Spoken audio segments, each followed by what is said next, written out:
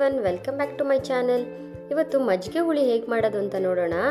Summer ಸೀಸನಲ್ಲಿ ಇದೊಂದು best food, ಬಾಡಿನ ತುಂಬ ಕೂಲಾಗಿಡುತ್ತೆ.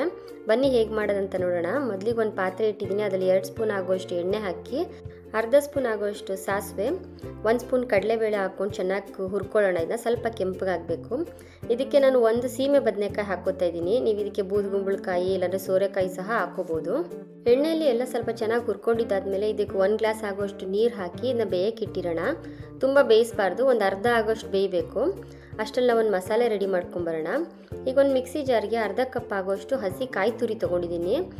ಅರ್ಧ ಕಪ್ಪು ಅಂದರೆ ನೋಡಿ ಈ ರೀತಿ 1 ಮುಷ್ಟಿಯಷ್ಟು ಬರಬೇಕು, ಅಷ್ಟು ತೊಗೊಂಡಿದ್ದೀನಿ. ಇದಕ್ಕೆ 1 ಟೀ ಸ್ಪೂನ್ ಆಗೋಷ್ಟು ಕಡಲೆಬೇಳೆ, ಚೆನ್ನ ದಾಲ್ ಅಂತೀವಲ್ಲ ವಡೆಗೆಲ್ಲ ಹಾಕೋದು, ಅದನ್ನು 1/4 ಗಂಟೆಗೆ ಮುಂಚೆ ನೀರು ಹಾಕಿ ನೆನೆಸಿಟ್ಕೊಂಡಿದ್ದೀನಿ, ಅದನ್ನು ಹಾಕೋತಾ ಇದ್ದೀನಿ.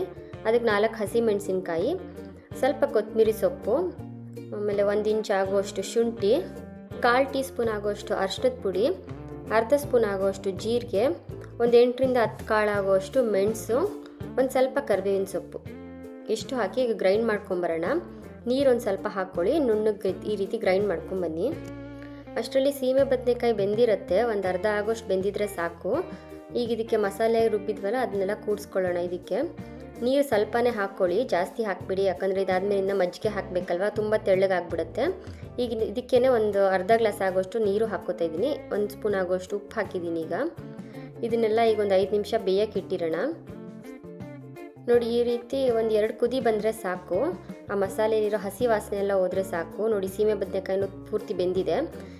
ನಾನಿಲ್ಲಿ 1 ಗ್ಲಾಸ್ ಆಗೋಷ್ಟು ಮೊಸರು ತೊಗೊಂಡಿದ್ದೀನಿ, ಅದಕ್ಕೇನು ನೀರೆಲ್ಲ ಹಾಕಿಲ್ಲ, ಮೊಸರೆಲ್ಲ ಸುಮ್ಮನೆ ಕಡಿದು ಮಜ್ಜಿಗೆ ಮಾಡ್ಕೊಂಡಿದ್ದೀನಿ, ಅದನ್ನು ಈಗ ಹಾಕೋತಾ ಇದ್ದೀನಿ. ಸ್ಟವ್ ಆಫ್ ಮಾಡ್ಕೊಂಡಿರಿ, ಬಿಸಿಯಲ್ಲೇ ತುಂಬ ಕುದೀತಾ ಇರುವಾಗೆ ಮಜ್ಜಿಗೆ ಹಾಕಿದ್ರೆ ಮಜ್ಜಿಗೆ ಎಲ್ಲ ಒಡ್ಕೊಂಡ್ಬಿಡುತ್ತೆ. ಇದಕ್ಕೊಂದು ಒಗ್ಗರಣೆ ಹಾಕೋತಾ ಇದ್ದೀನಿ. ಒಂದು ಸ್ವಲ್ಪ ಎಣ್ಣೆ ಹಾಕಿ ಅದಕ್ಕೆ ಸ್ವಲ್ಪ ಜೀರಿಗೆ, ಒಂದು ಸ್ವಲ್ಪ ಕರಿಬೇವಿನ ಸೊಪ್ಪು, ಒಂದು ಒಣಮೆಣಸಿನ್ಕಾಯಿ, ಒಂದು ಸ್ವಲ್ಪ ಇಂಗು, ಇದಿಷ್ಟು ಹಾಕಿ ಇದಕ್ಕೆ ಒಗ್ಗರಣೆಗೆ ಹಾಕೋತಾ ಇದ್ದೀನಿ. ಈಗ ರೆಡಿಯಾಗಿದೆ ನೋಡಿ ಮಜ್ಜಿಗೆ ಹುಳಿ, ತುಂಬ ಚೆನ್ನಾಗಿರುತ್ತೆ, ದೇಹಕ್ಕೂ ತಂಪು. ಸಮ್ಮರ್ ಸೀಸನಲ್ಲಿ ಮಾಡಬೇಕಾಗಿರೋ ಬೆಸ್ಟ್ ಫುಡ್ ಇದು. ನೀವು ಒಂದ್ಸತಿ ಟ್ರೈ ಮಾಡಿ, ತುಂಬ ಚೆನ್ನಾಗಿರುತ್ತೆ ಈ ರೆಸಿಪಿ.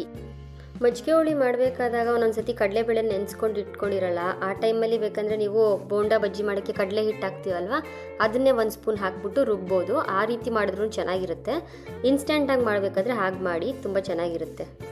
ಈ ರೆಸಿಪಿ ನಿಮಗೆ ಇಷ್ಟ ಆಗಿದರೆ ಲೈಕ್ ಮಾಡಿ, ಶೇರ್ ಮಾಡಿ. ನನ್ನ ಚಾನಲ್ನ ಇನ್ನೂ ಯಾರಾದರೂ ಸಬ್ಸ್ಕ್ರೈಬ್ ಮಾಡ್ಕೊಂಡಿಲ್ಲ ಅಂದರೆ ಪ್ಲೀಸ್ ಸಬ್ಸ್ಕ್ರೈಬ್ ಮಾಡ್ಕೊಳ್ಳಿ.